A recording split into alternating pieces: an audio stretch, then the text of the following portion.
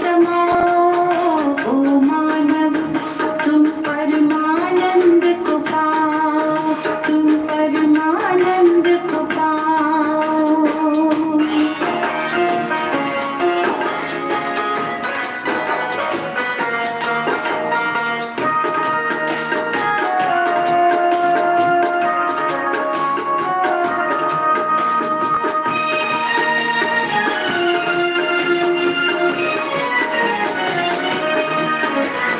भवसागर के भंवर जाल से कभी नहीं घबराना तुम,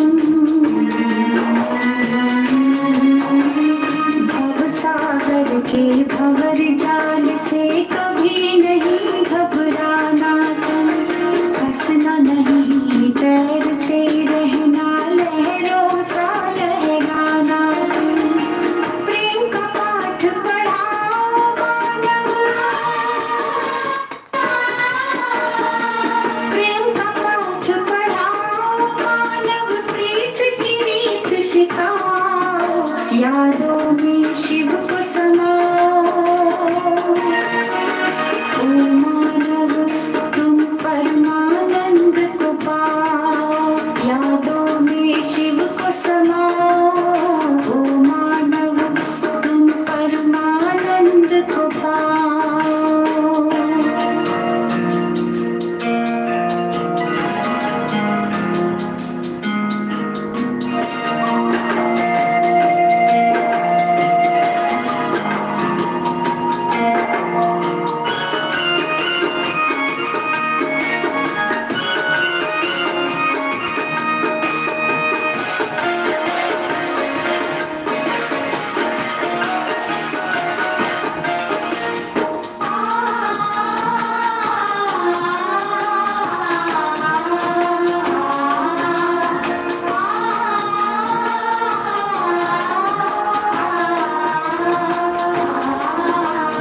पंछी झूम रहा डाली पर, चित की चिंता से है दूर। पंछी झूम रहा डाली पर, चित की चिंता से है दूर। मधुर स्वरों में प्रभु गुण गाता, लुटा रहा खुशियाँ भरपूर। जीवन सरल बनाओ मानव, जीवन सरल बनाओ, तुम चिंता की चिता जलाओ, यादों में शिव को समाओ, ओ मानव तुम परमानंद को पाओ, यादों में शिव को समाओ, ओ मानव तुम परमानंद को पाओ।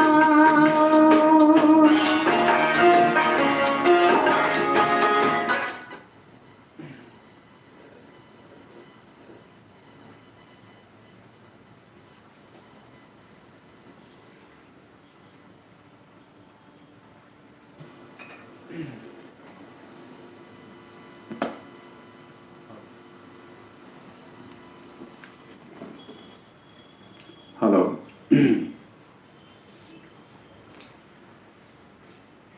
इस महापर्व जो महाशिवरात्रि शिव से संबंधित इस महोत्सव के इस अवसर पर जो साथी मित्र जुड़े हुए हैं, उन सबका तहे दिल से, हृदय से स्वागत है, स्वागत है, स्वागत है।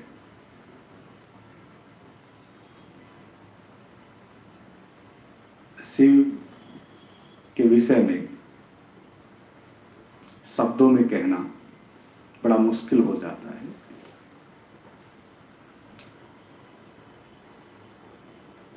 और शब्दों में अगर कहीं भी तो बहुत ऐसे शब्द जुड़े हैं शिव से जो आप पढ़ते व सुनते रहते हैं।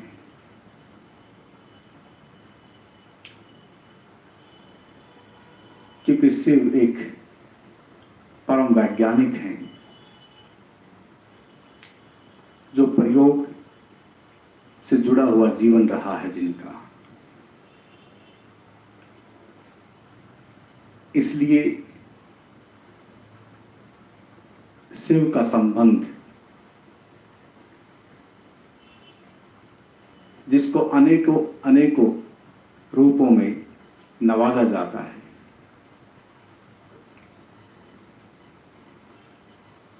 कोई शंकर कहता है, कोई स्वयंभू कहता है, कोई नटराज के रूप में देखता है, कोई अर्ध नागेश्वर के रूप में देखता है, कोई भोलेनाथ के रूप में देखता है, कोई त्रिनेत्र का प्रतीकात्मक प्रकाश रूप स्तंभ के रूप में उसका संबंध जुड़ा है। और आप भी देख रहे होंगे इस पूरे जगत में, विशेषकर भारतवर्ष में, अनपढ़ से अनपढ़ व्यक्ति भी शिव से जुड़ा है।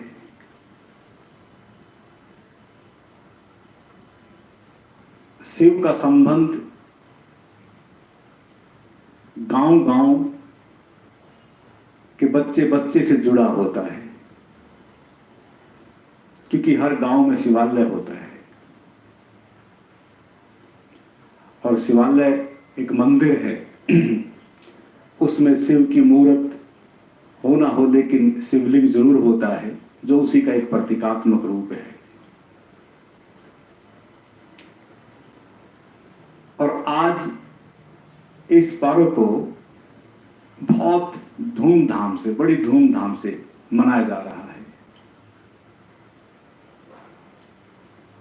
अनेकों अनेकों मार्ग निकल जाते हैं। जब भी कोई उपलब्ध होता है जीवन में, तो उससे बहुत मार्ग निकल जाते हैं। और इतने मार्ग हैं शिव से जुड़े हुए, और वह मार्ग किसी न किसी रूप का हिस्सा, जिसको हम परिपाटी कहें या हम ये कहें कि उनकी जो विधियां थी, उन विधियों का संबंध, जो कि वैज्ञानिक विधियां थी, लेकिन उन वैज्ञानिक विधियों का संबंध उन परिपाटियों में सिमट गया और सिमटता जा रहा है।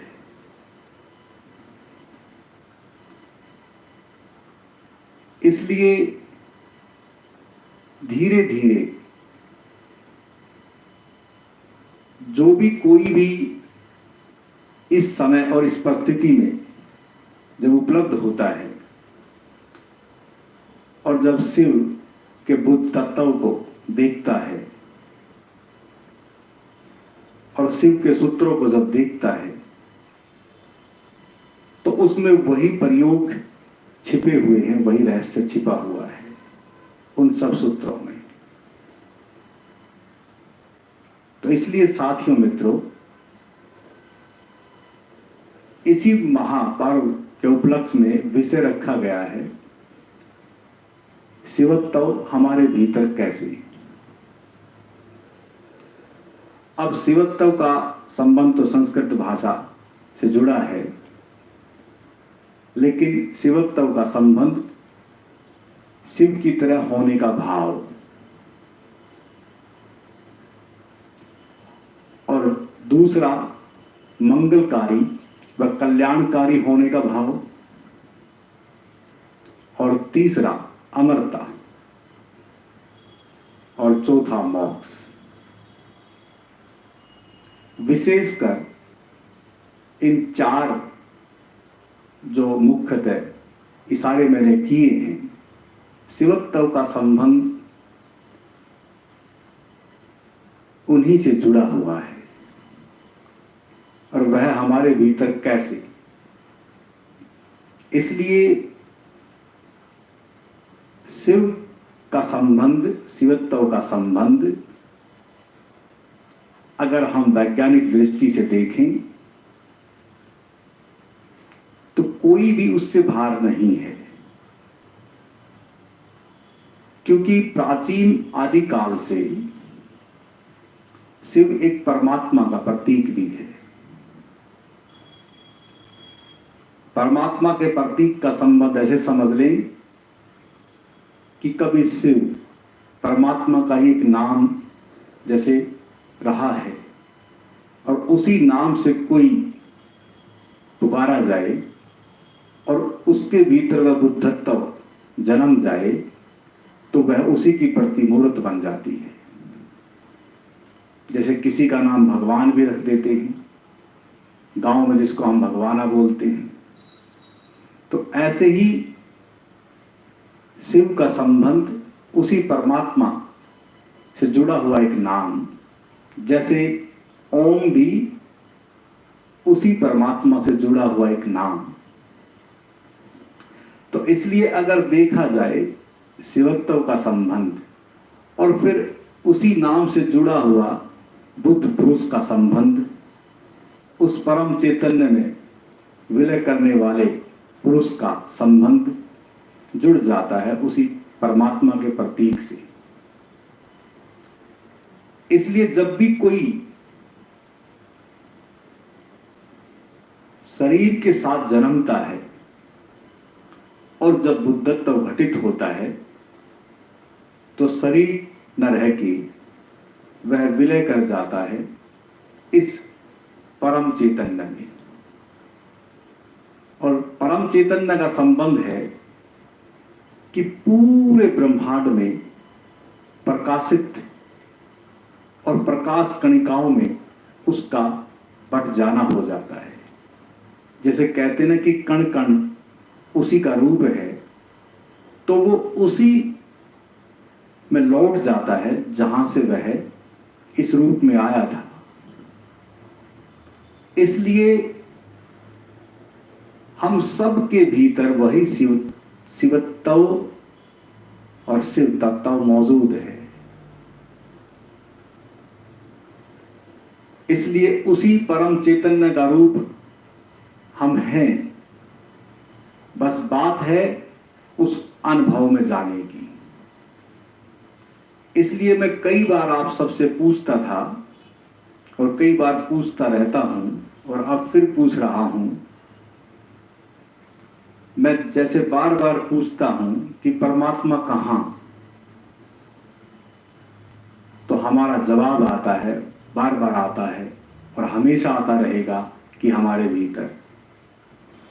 यानी कि भीतर परमात्मा का रूप स्वरूप हम लेके जन्मते हैं जो हमारे भीतर है। इसलिए शिव का संबंध उसी परमात्मा के प्रतीकात्मक नाम से जुड़ा हुआ, और जब कोई बुद्ध पुरुष उस परम चैतन्य में विलय कर जाता है तो जब पूरी वस्तुओं में, भौतिक वस्तुओं में, पूरी कणिकाओं में, पूरे रज रज में, कण कण में उसी का परम चैतन्य का वास हो जाता है, यानी कि उस परमात्मा में विलय कर जाता है और परमात्मा से बाहर कुछ नहीं है। इसलिए उसका प्रकाश, उसका पराक्रम, उसका शौर्य, उसका ऐश्वर्य इस पूरे संसार में फैला रहता है। इसलिए आज महाशिवरात्रि के दिन उनका प्रकाश, उनका पराक्रम, उनका शौर्य, उनका ऐश्वर्य आज फैला हुआ है, उनका वैभव आज भी मौजूद है। वह मौजूदगी हम महसूस कर सकते हैं।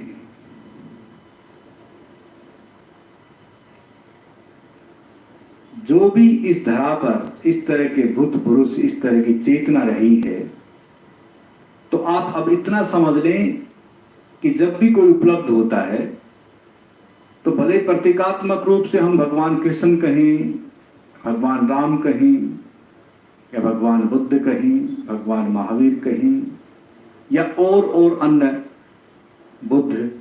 बुद्धत्व को प्राप्त जीवन के जीते जी जो हुए, भगवान रजनीश आचार्य ओशो कहें, जिनको भी आप देखेंगे अपने चारों तरफ, उनका संबंध चेहरे से मोहरे से हमने अलग अलग ढंग बना दिए, अलग अलग मन के व्यवहार के द्वारा उनके कुछ इशारे या उनकी कुछ विधियां हम सुनते आए या पढ़ते आए हैं। लेकिन जो भी कोई भी विलय करता है उस परमात्मा में, तो फिर वहां सब एक है, वहां कोई भेद नहीं है। इसलिए विशेषकर कोई शिव से जुड़ जाता है, कोई कृष्ण से जुड़ जाता है, कोई राम से जुड़ जाता है, कोई अन्य अन्य मतांतरों से जुड़ जाते हैं, लेकिन सबका संबंध उसी परम चैतन्य में विलय करने से उसी परमात्मा से जुड़ जाता है। कोई भेद नहीं बचता, हमारे लिए भेद खड़े हो जाते हैं। इसलिए अगर हमें उसी शिव तत्व को जानना है कि वह शिव तत्व हमारे भीतर कैसे, तो हमें अपने भीतर लौटना पड़ेगा। हम सुनते तो आए हैं कि परमात्मा कहां, कहते कि भीतर, फिर कहते कि आत्मा कहां, बोले कि भीतर, फिर मैं तो कहता हूं कि मन कहां, तो आप कहते हैं कि भीतर। यानी कि हम सब संपदा लेके जन्मते हैं और हम सबके भीतर उसका वास है। इसलिए अगर हमें उसे जानना है तो हमें अपने भीतर लौटना पड़ेगा। हर किसी का संबंध, जो भी बुद्ध पुरुष इस पृथ्वी पर रहे हैं अभी तक, क्योंकि वो परमात्मा का प्रतीक है, परमात्मा में विलय कर गए हैं, तो आप उनसे दूर नहीं हैं, उनसे आप अलग नहीं हैं। भले ही हम मन के तल पर अलग अलग कुछ विधियां अपनाते हों, हम मन के तल पर अलग अलग कुछ कर्मकांड करते हों, हम बटे हुए हैं। लेकिन जब भी कोई विलय करता है तो उसका बटना खत्म हो जाता है, उसकी दृष्टि साफ हो जाती है, उसकी आंख खुल जाती है और उसके भीतर जागरण की वेला का जन्म होता है। तब उसकी दृष्टि किसी एक चीज पर न टिक कर सर्व कल्याण के लिए उसकी दृष्टि हो जाती है। इसलिए शिव को कल्याणकारी, मंगलकारी पुकारा जाता है। कारणार्थ ऊर्जा से परिपूर्ण चेतना है। लेकिन कहते हैं कि वो तो संसार के संहारक हैं, संसार का विनाश भी करते हैं। साथियों, मित्रों, थोड़ी भूल हो रही है। और कोई भी बुद्ध पुरुष जब जागता है तो बहुत अच्छे से इस चीज को समझाता है कि संसार का नरसंहार और संसार का विनाश का संबंध किससे जुड़ा है। आप देखें संसार का वैभव, उनका फैलाव कैसे हुआ। चारों तरफ जो ये फैलाव आप देख रहे हैं, ये कैसे प्रकट होता है।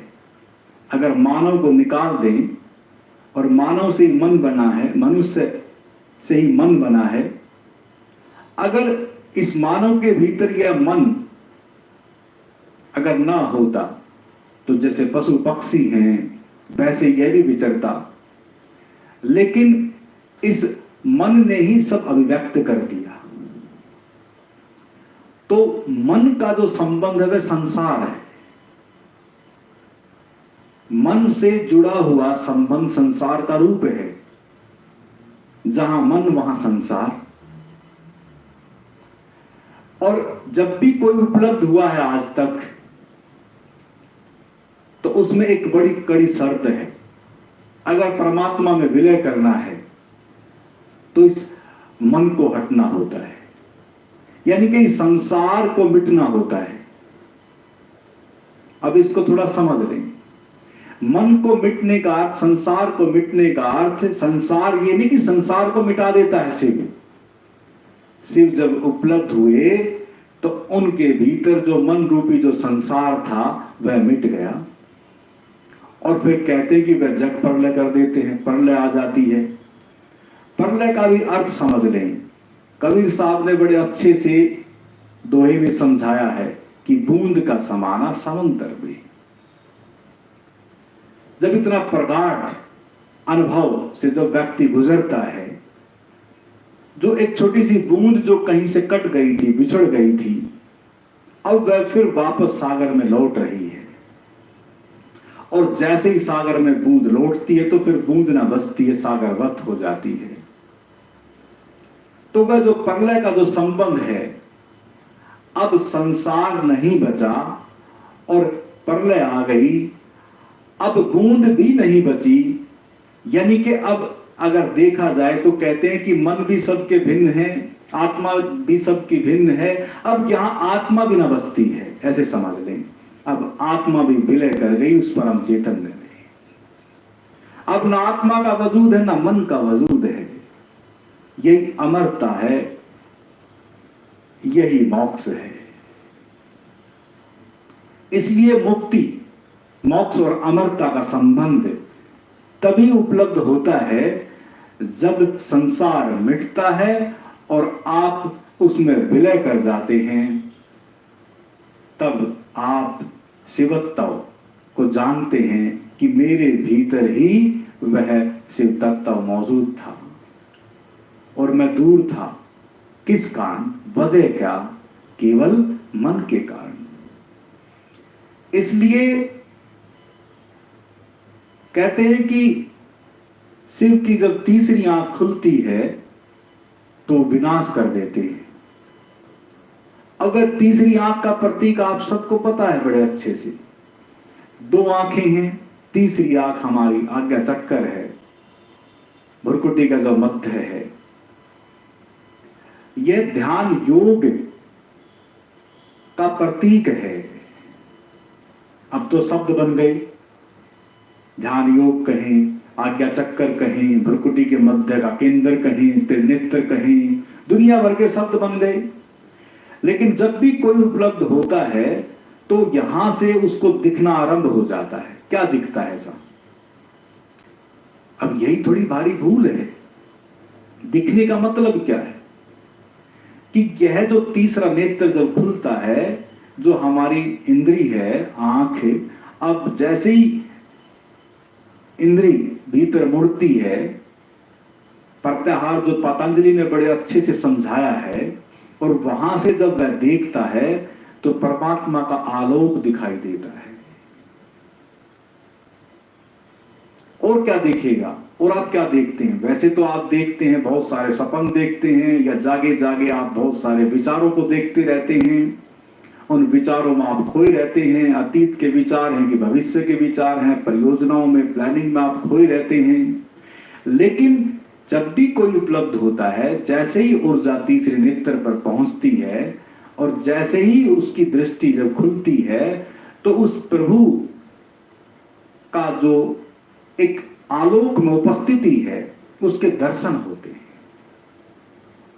और जैसे उसके दर्शन होते हैं तो उसका वर्ण जो है नील रंग का होता है।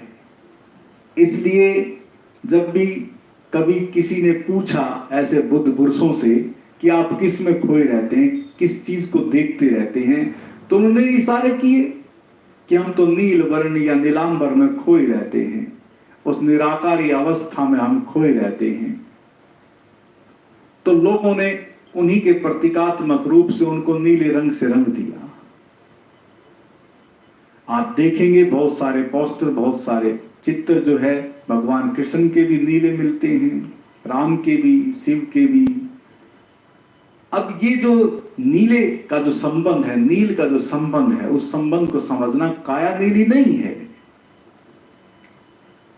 अब उनका एक एक कोशिका का जो कण है, जो बहुत की कण है, जो विद्युतीय ऊर्जा से बना हुआ जो शरीर है, वह भी उसी का हिस्सा है। इसलिए अग्नि में भी वही नील वर्ण छिपा हुआ है। इसलिए जो प्रतीकात्मक रूप से जो तीसरी आंख का जो संबंध जुड़ा है, त्रिनेत्र से जो संबंध जुड़ा है, उसके देखने का जो संबंध जुड़ा है, जैसे ही वह दृष्टि खुलती है तो आपके भीतर एक जागरण की वेला घटित हो जाती है और आप उस अखंड ज्योत का अनुभव करते हैं जो कभी ना बुझती है ना कभी मिटती है, और तब आप दृष्टा व साक्षी हो जाते हैं। तब जाके घटित होता है दृष्टा और साक्षी। तब फिर आप विचारों को भी देखने वाले बन जाते हैं, अतीत को भी देखने वाले बन जाते हैं, अपने भविष्य को भी देखने वाले बन जाते हैं, अपनी योजनाओं को भी देखने वाले बन जाते हैं। और आपको तब पता लगता है कि मैं इस धरा पर क्यों आया, किस लिए आया। सारा विज्ञान जो मुझ में से जुड़ा था उसका रहस्य सब स्पष्ट हो जाता है। और तब उसको लगता है कि मैं आया क्यों, किस लिए आया। और ऐसे किसी के जीवन में जब भी यह घटता है तो केवल उसका जीवन बचता है कल्याणार्थ के लिए। इसलिए किसी भी बुद्ध पुरुष को देखेंगे उसके पीछे कल्याणार्थ का भाव छिपा हुआ है, मंगल का भाव छिपा हुआ है। क्या कि वो प्रतिमूर्ति मंगल की बन जाते हैं, वो कल्याण की मूर्ति बन जाते हैं। किसी भी बुद्ध पुरुष को उठाएं, उनको आप पाएंगे मानव के हितैषी, मानव और जन जन को जगाने में सहयोगी। और वो चाहते हैं कि जो मानव है जाग जाए और उसी जन जागरण की सेवा में दिन रात जब तक उनका शरीर में रहा, जो कहते हैं कि जीवन का संबंध, तब तक उन्होंने अपने जीवन को उसी ढंग से लगाते रहे, करते रहे, उसी कल्याणार्थ ऊर्जा को बहाते रहे, उसी मंगल में जीवन लोगों को देते रहे। और इसलिए उन्होंने बार बार इशारा किया कि अगर बाधा है तो बस केवल मन है। इसलिए सब जड़ों का संबंध, सब व्यवस्थाओं का संबंध, सब समस्याओं का संबंध, सब भीतर की जो भी चित्त वृत्तियों का संबंध सब मन से जुड़ा है। और उसी मन और उसी संसार को मिटाने के लिए हर बुद्ध पुरुष कोई ना कोई विधि देता रहता है। इसलिए शिव के बारे में आपने सुना होगा कि 108 विधियां शिव ने दी हैं, और 108 विधियों का आप संबंध थोड़ा देखें।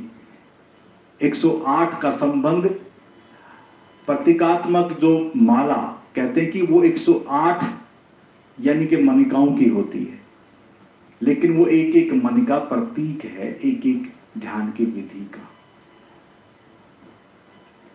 लेकिन हम माला 108 की बना के और फिर बहुत से तो उस माला के मणिकों को ही जपते रहते हैं।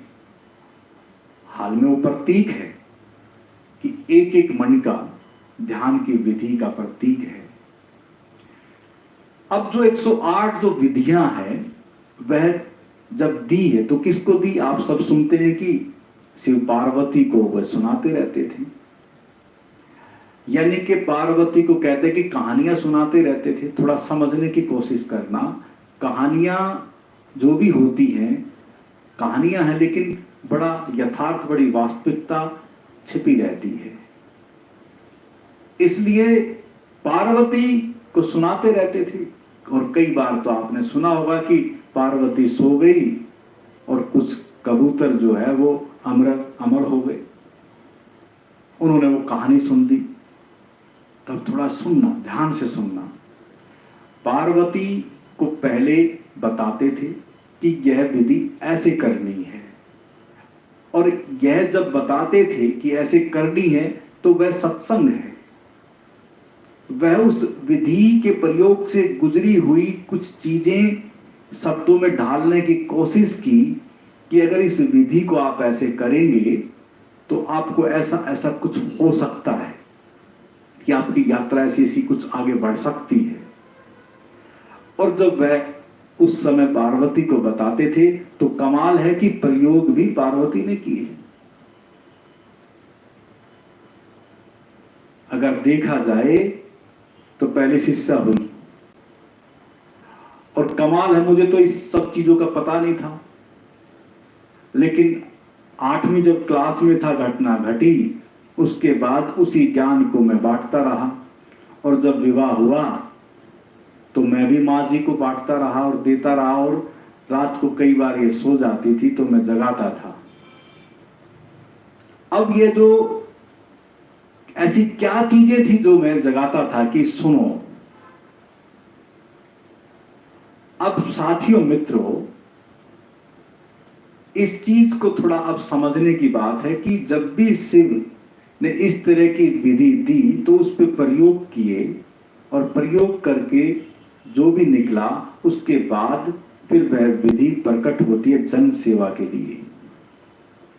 लेकिन अगर देखा जाए, ठीक है, आज भले किसी भी मान्यता के तौर पर, किसी परिपाटी के तौर पर, किसी भी रूप में महाशिवरात्रि मनाई जा रही है, किसी न किसी ढंग से याद किया जा रहा है,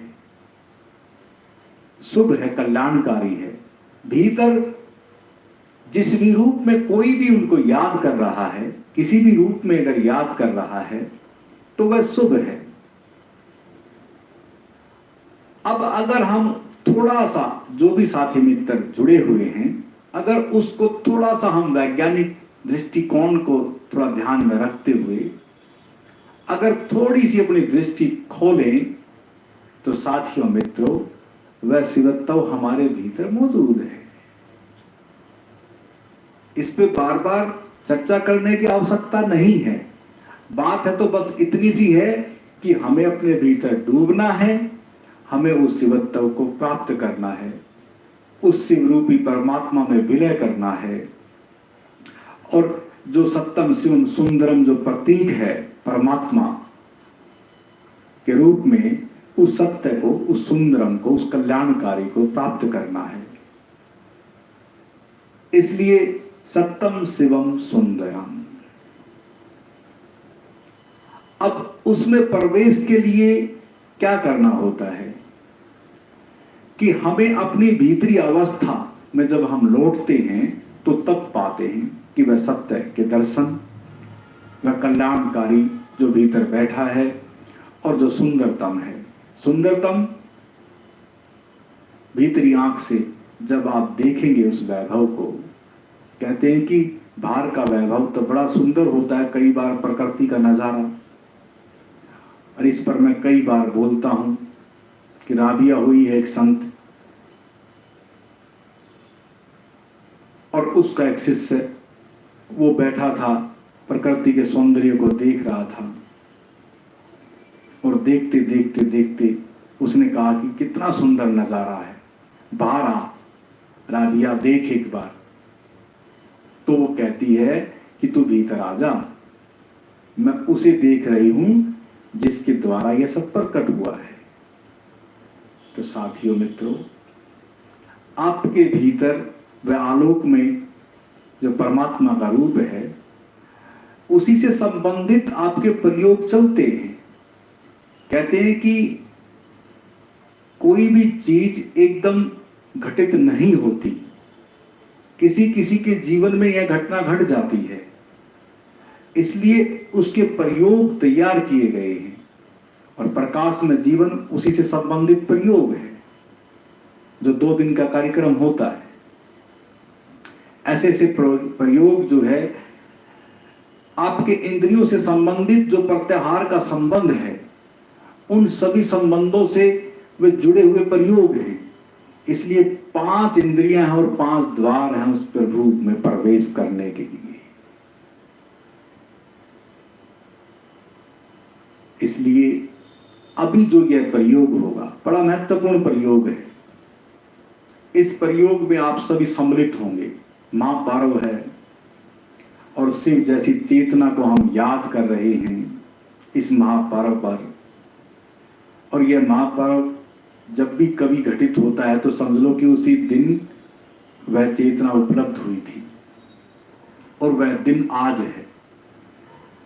तो हमारे जीवन में भी वह शुभ अवसर घटित हो सके, इस भाव में रह के इस ध्यान विधि में प्रवेश करना है। बड़ी प्रीतिकर विधि है। इस विधि में पहले आप नृत्य करेंगे। अब नृत्य का संबंध कई बार हो सकता है कि आप बैठे YouTube पर, सोचते होंगे कि चलो बैठे हैं, क्या जरूरत है नृत्य करने की।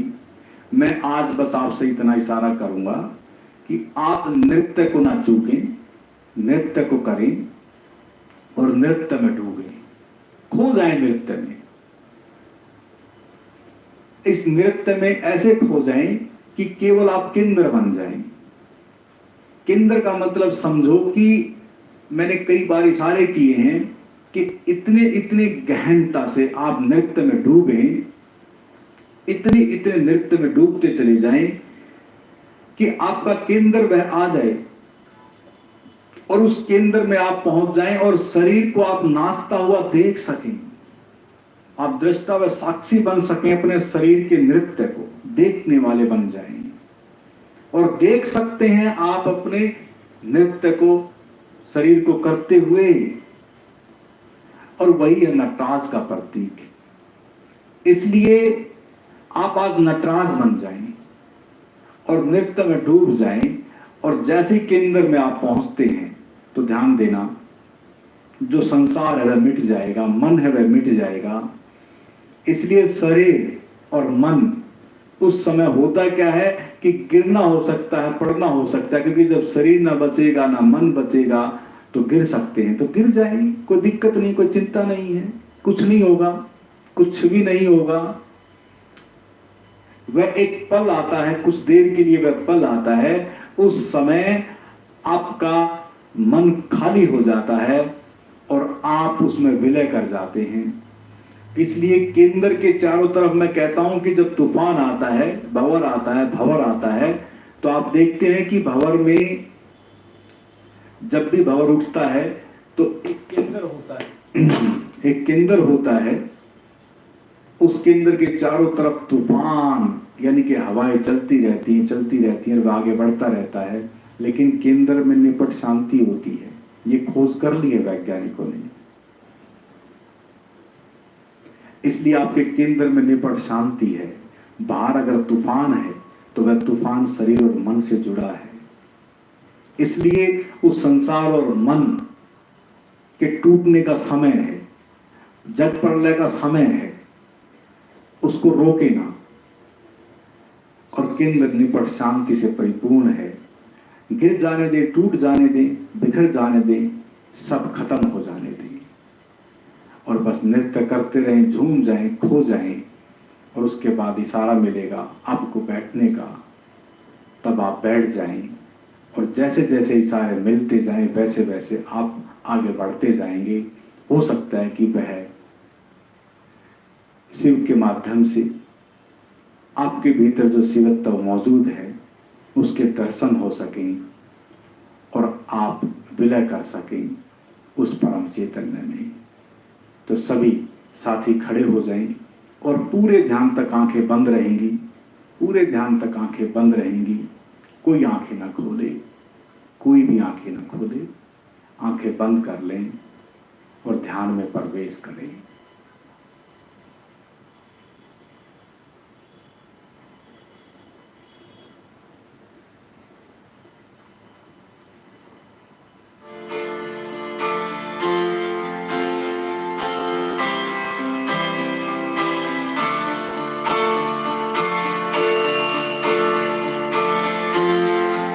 आंखें बंद कर लें और धीरे धीरे झूमना शुरू करें। धीरे धीरे झूमना शुरू करें।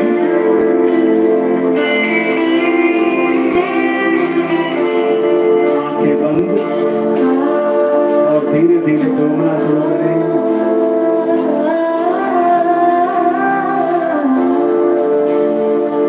शिव शिव शिव शंभो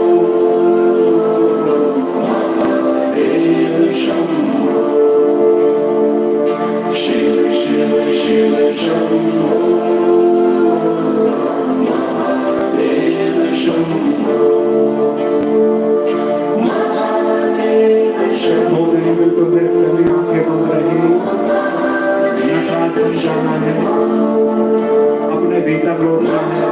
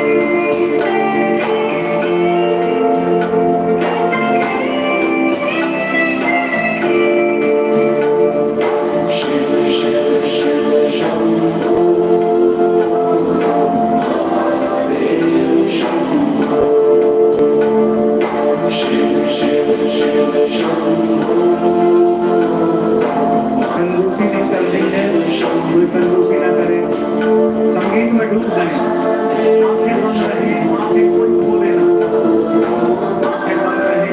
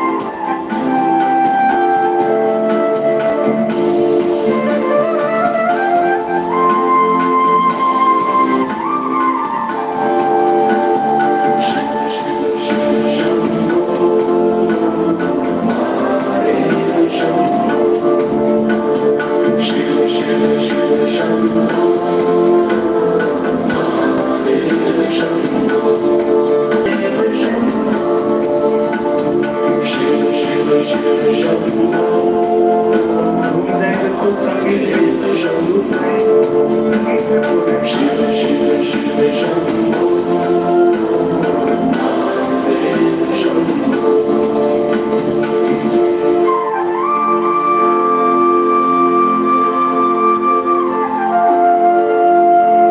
भाव शिवत्व का, भाव शिव की तरह होने का, और वह बस केवल आपके प्रयोग के द्वारा बस संगीत में डूब जाए।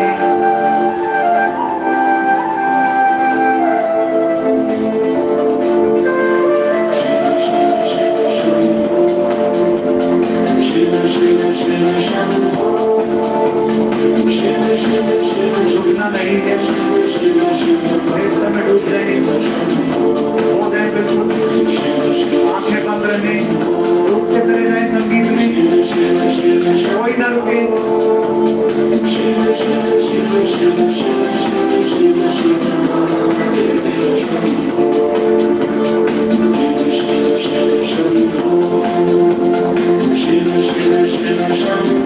ऊर्जा की जागरण का समय है, ऊर्जा को जागृत करें, ऊर्जा को जग जाने दें, नृत्य में लौटे, हो जाए बिल्कुल नृत्य में, और पूरा ध्यान फिर नेत्र पर।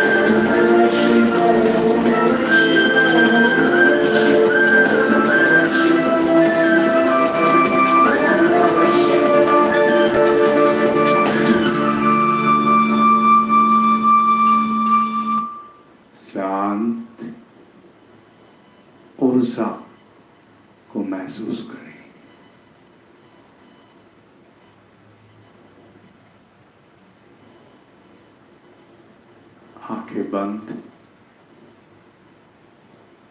ऊर्जा उग्र गति का रूप ले रही है।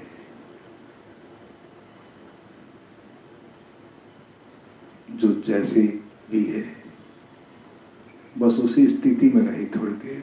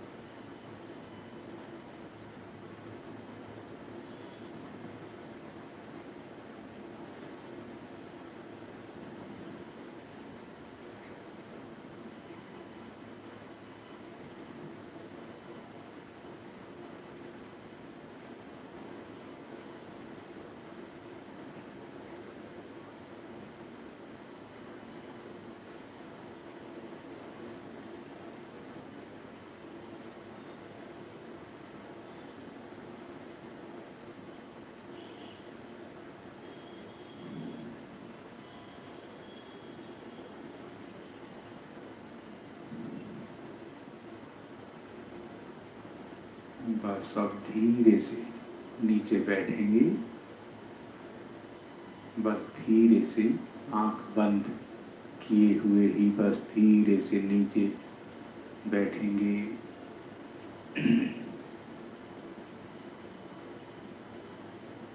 और अब एक स्थिति बना लें।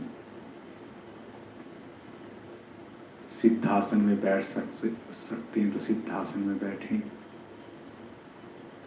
अन्यथा आलती पालती मारकर बैठें।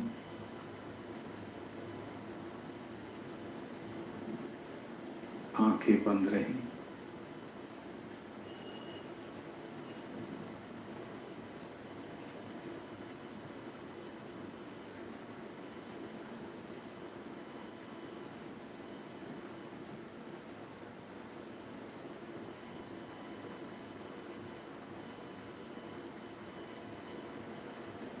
ऊर्जा जग चुकी है।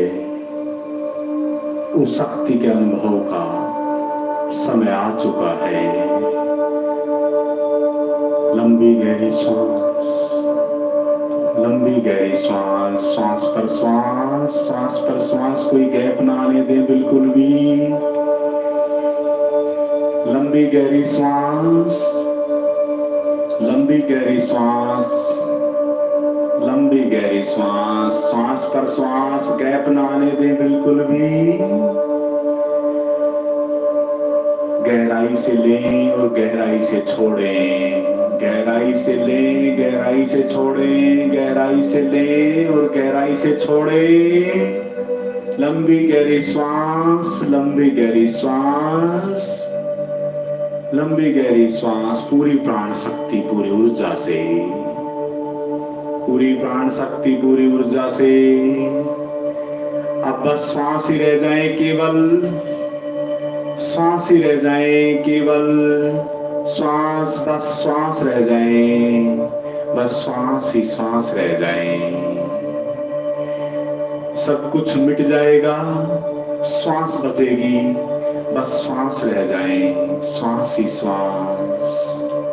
लंबी गहरी श्वास, लंबी गहरी श्वास, लंबी गहरी श्वास, लंबी गहरी, लंबी गहरी, लंबी गहरी, लंबी गहरी श्वास। जो हो रहा है उसको होने दें, जो हो रहा है उसको होने दें, जो हो रहा है उसको होने दें। बाहर भीतर श्वास बहुत कुछ उठेगा, उसकी चिंता ना करें। लंबी गहरी श्वास जारी रखें, लंबी गहरी श्वास जारी रखें, लंबी गहरी श्वास जारी रखें। अथा शक्ति है, उस शक्ति का इस्तेमाल करें। रोके ना बीच में, रोके ना कोई भीतर, रोके ना।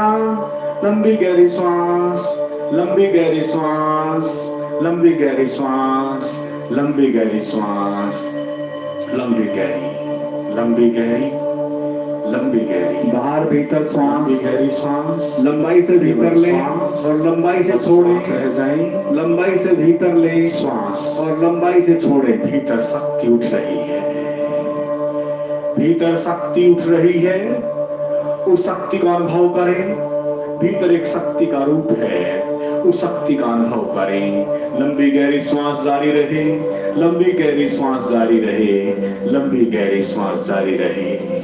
भीतर शक्ति का रूप प्रकट हो रहा है, भीतर शक्ति प्रकट हो रही है, भीतर शक्ति प्रकट हो रही है। लंबी गहरी श्वास, लंबी गहरी श्वास, लंबी गहरी श्वास अनुभव करें, अनुभव करें। लंबी गहरी श्वास, लंबी गहरी श्वास, लंबी गहरी श्वास, लंबी गहरी श्वास, श्वास लंबी गहरी, लंबी गहरी, लंबी गहरी श्वास, लंबी गहरी श्वास, लंबी गहरी श्वास जारी रखें, लंबी गहरी श्वास जारी रखें। आंखें मिट जाने दें, जो हो रहा है उसको होने दें। चिंता बिल्कुल ना करें, किसी तरह की चिंता ना करें। शिव की शक्ति, वो शक्ति प्रदत्त रूप जो आपके भीतर है, जो बाहर सर्वत्र, जो शंकर रूप, जो अस्तित्वगत जो शक्ति आपके चारों तरफ फैली पड़ी है, उसका अनुभव होगा,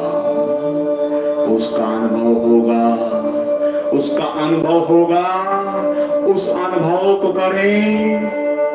लंबी गहरी श्वास जारी रहे, लंबी गहरी श्वास जारी रहे। आंखें बंद रखें, लंबी गहरी श्वास, कोई आंखें ना खोले। मैं देख रहा हूं कुछ मित्र छोड़ रहे हैं, छोड़े ना। लंबी गहरी श्वास जारी रहे, लंबी गहरी श्वास जारी रहे, लंबी गहरी श्वास, लंबी गहरी श्वास होने दें। कपेगा सब कपने दें, कपेगा सब कपने दें।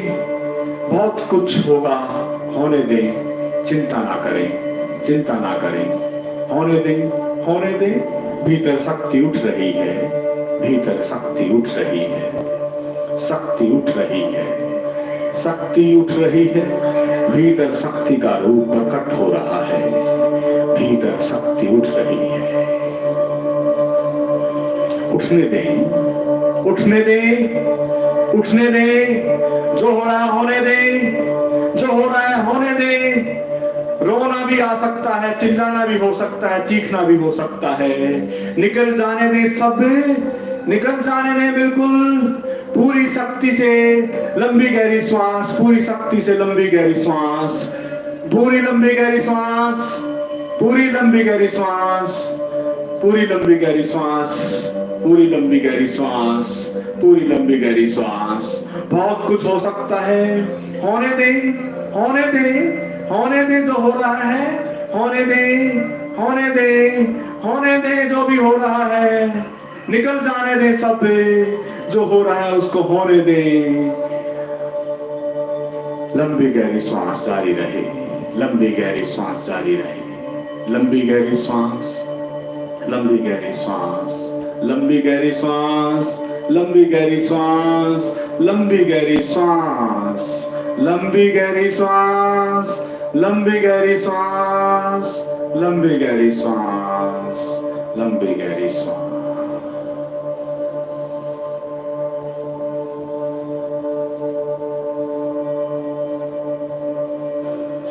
शांत, रिलैक्स। शक्ति उठ चुकी है,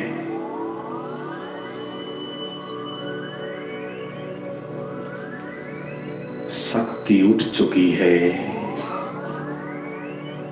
ऊर्जा उठ चुकी है।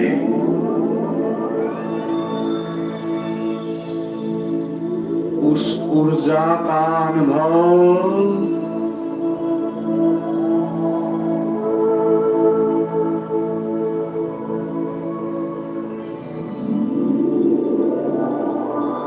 उस शिव शक्ति का अनुभव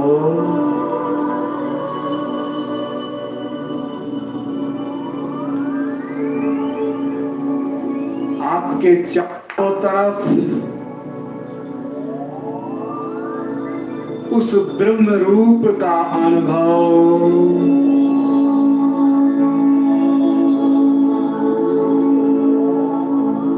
उस शंकर रूप शक्ति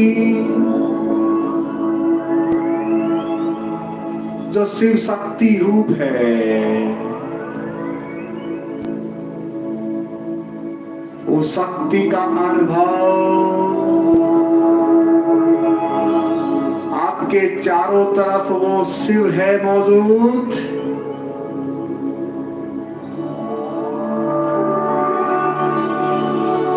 अब वो एक शक्ति प्रदत्त रूप लेगा, वो एक शक्ति रूप आपके भीतर प्रकट होगा।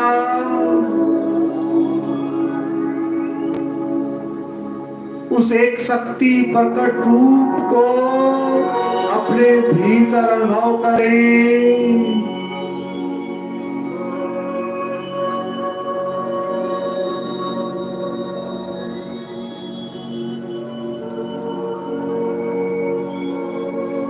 शिव मौजूद हैं,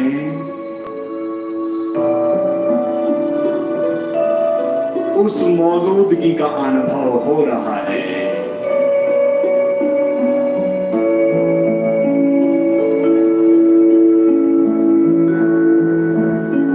उसकी वर्षा का अनुभव आप कर रहे हैं।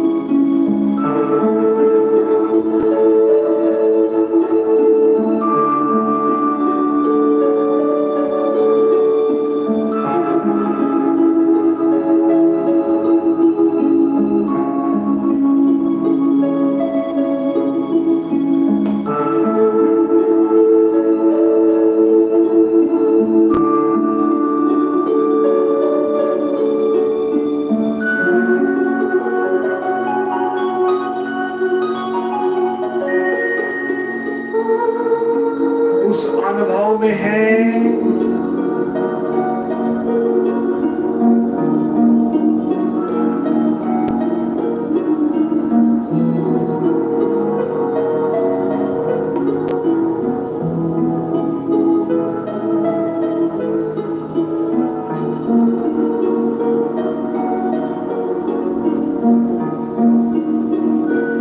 जिस रूप में भी आप याद करना चाह रहे हैं वो रूप आपके सामने है।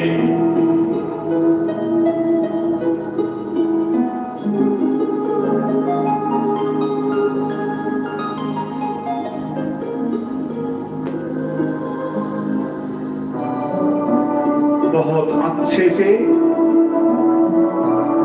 उसके दर्शन हो रहे हैं।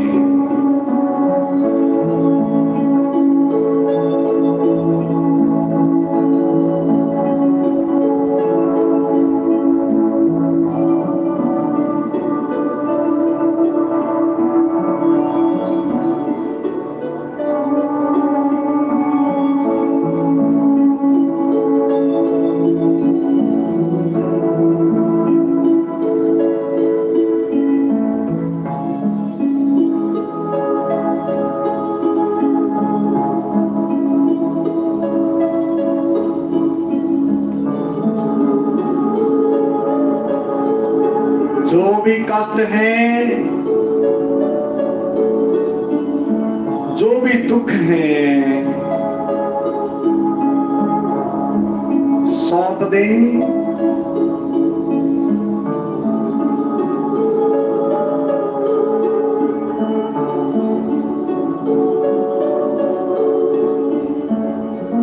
सब सौंप दें।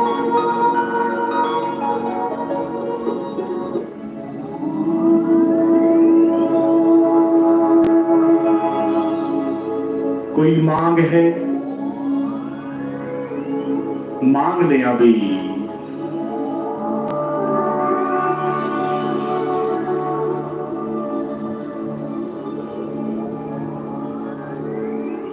जो भी चाह रहे हैं मांग मांग लें।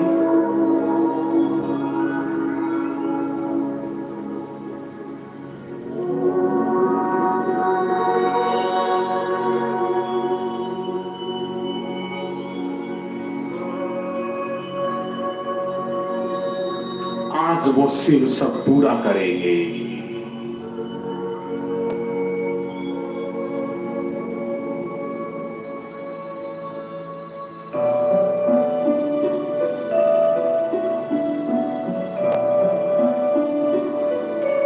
विश्वास से भर जाएं, श्रद्धा से भर जाएं।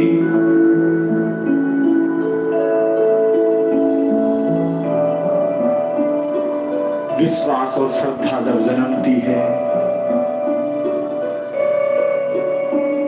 तो बुद्ध पुरुष और जो शिव तत्व जो शक्ति में जो रूप है वो आपके हर दुख और कष्टों का निवारण कर देते हैं।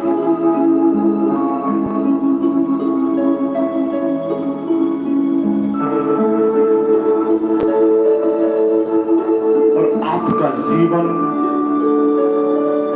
एक नई दिशा ले लेता है।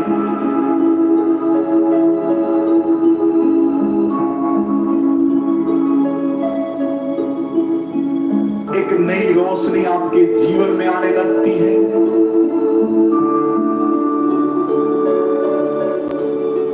एक नए सूर्य का उदय हो जाता है।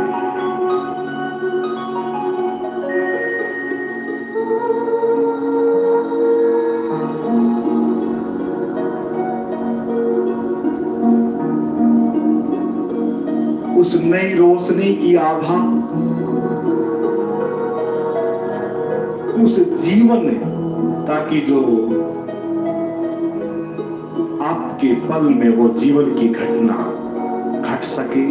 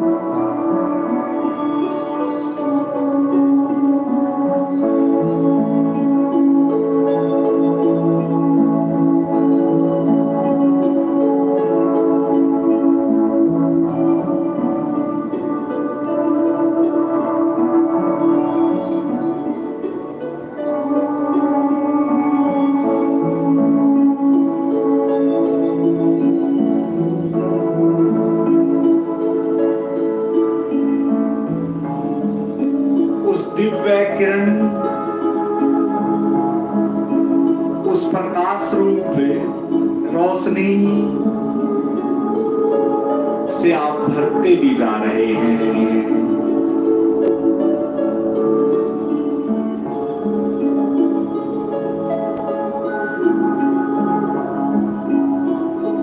और उस रोशनी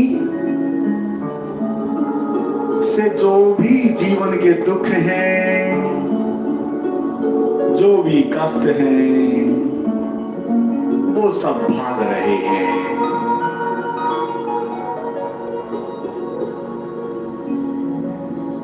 और उस रोशनी में एक अलग ही आनंद है।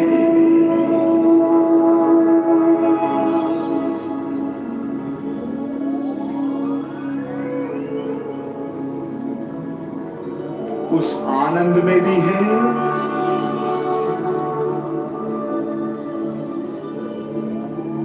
क्योंकि जब दुखों से छूटते हैं तो आनंद ही बचा रह जाता है।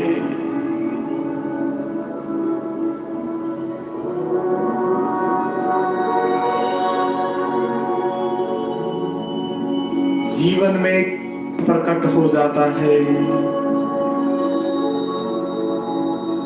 एक शांति को उपलब्ध हो जाते हैं।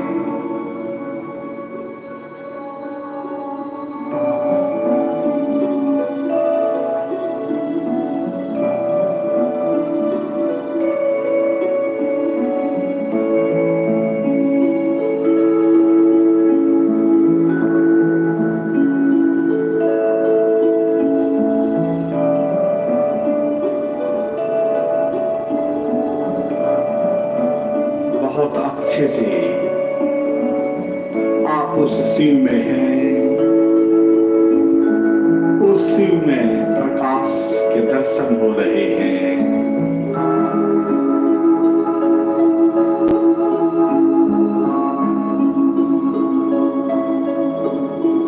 उस शिव में प्रकाश से आपके सभी कष्ट दूर हो रहे हैं।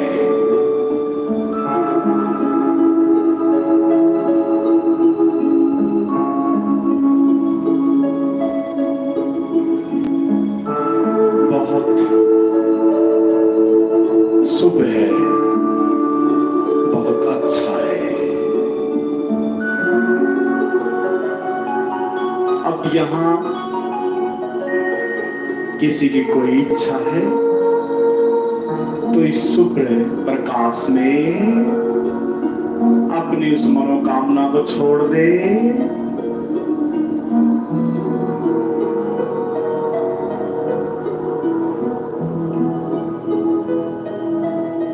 छोड़ दें, बस भाव करें और इसमें छोड़ दें सब। कुछ समय के बाद आपके जीवन में वो सब हो सकेगा और जीवन खुशियों से भर जाएगा।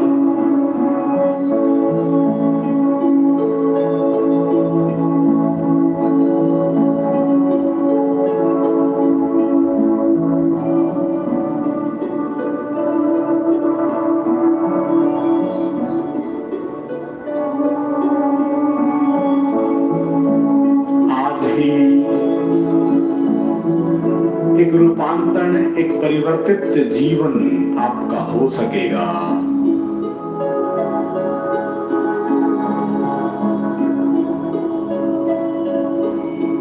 और जीवन में खुशी और प्रसन्नता फैलने लगेगी।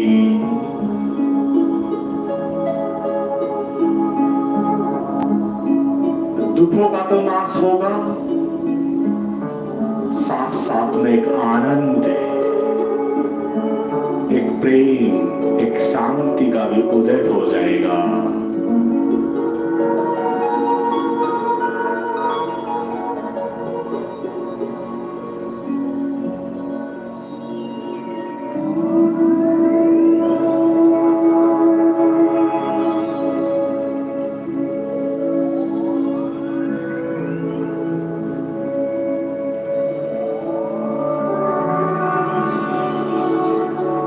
उस शिव ऊर्जा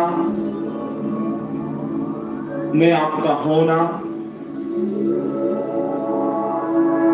और उस शिव ऊर्जा और उस शिव शक्ति का अनुभव और उस दिव्यता को उपलब्ध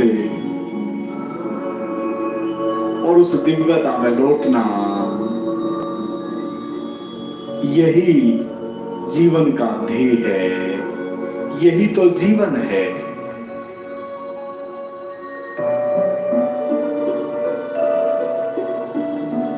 अब जीवन की धन्यता को उपलब्ध हो रहे हैं।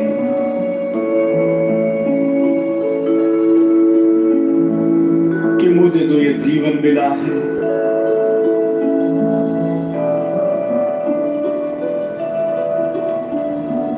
ये जीवन शक्ति को प्रकट करने के लिए, उस शक्ति प्रदत्त रूप को अनुभव करने के लिए मेरा होना था। इसलिए तो मेरा जीवन, जो ये जन्म हुआ है, यही तो अंतिम स्थिति है मेरी।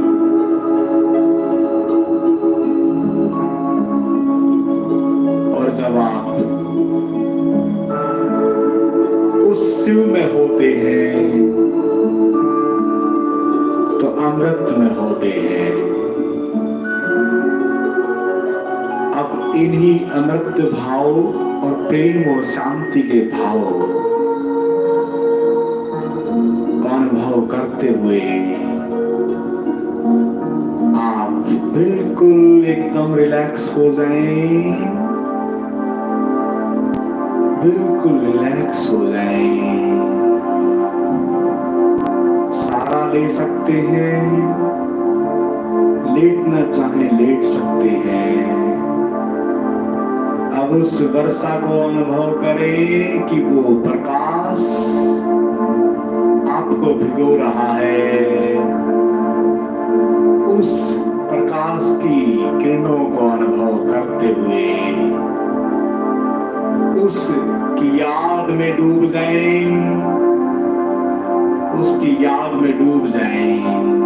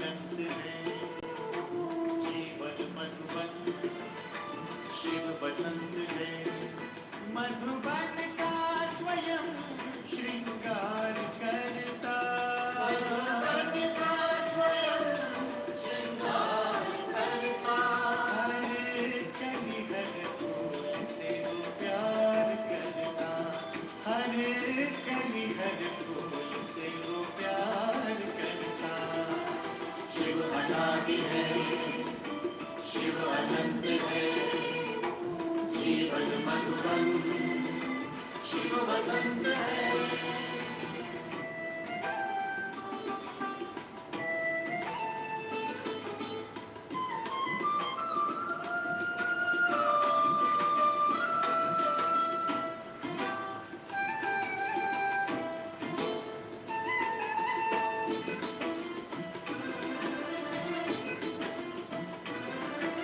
शिव है सूर्य हम सूर्य की किरणें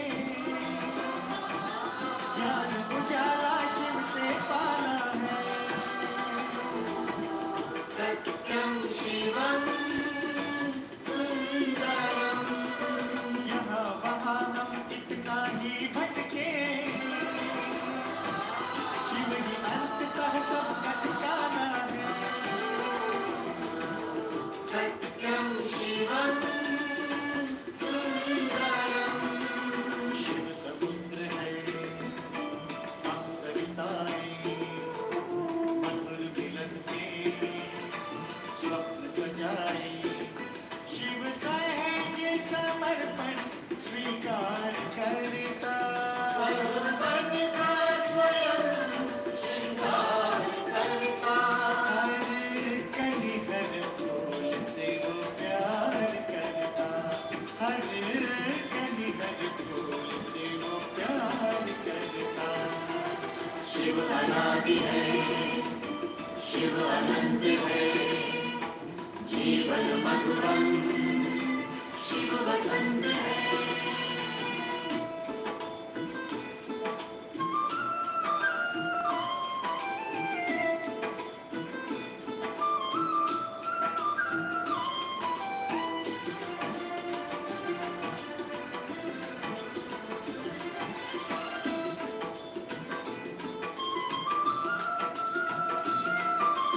अजर अमर शिव पिता अजन्मा है निराकार है सत्य सनातन है सत्यम शिवम सुंदरम हृदय लगा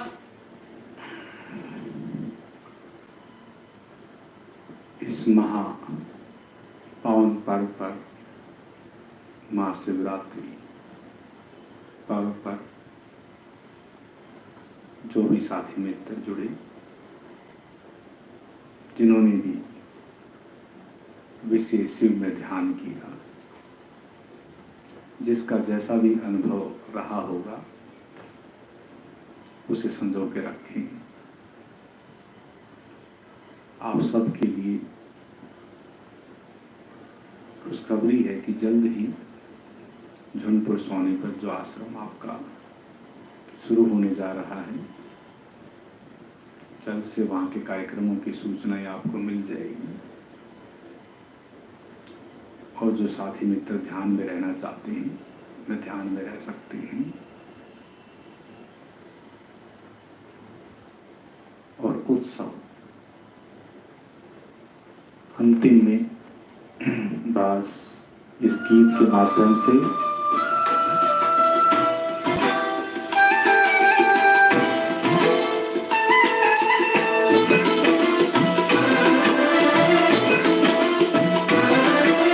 मधु का अक्षय कोश सदा शिव है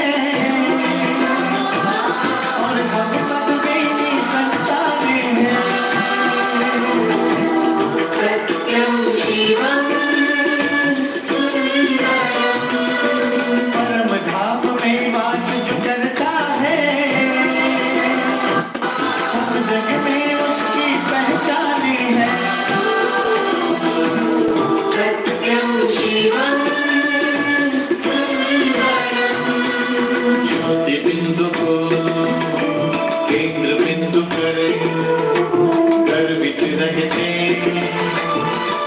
पिता पर। मन उसको नमन बार बार करता, मन का स्वयं श्रृंगार करता। हर कली हर फूल से वो प्यार करता, हर कली हर फूल से वो प्यार करता। शिव अनादि है, शिव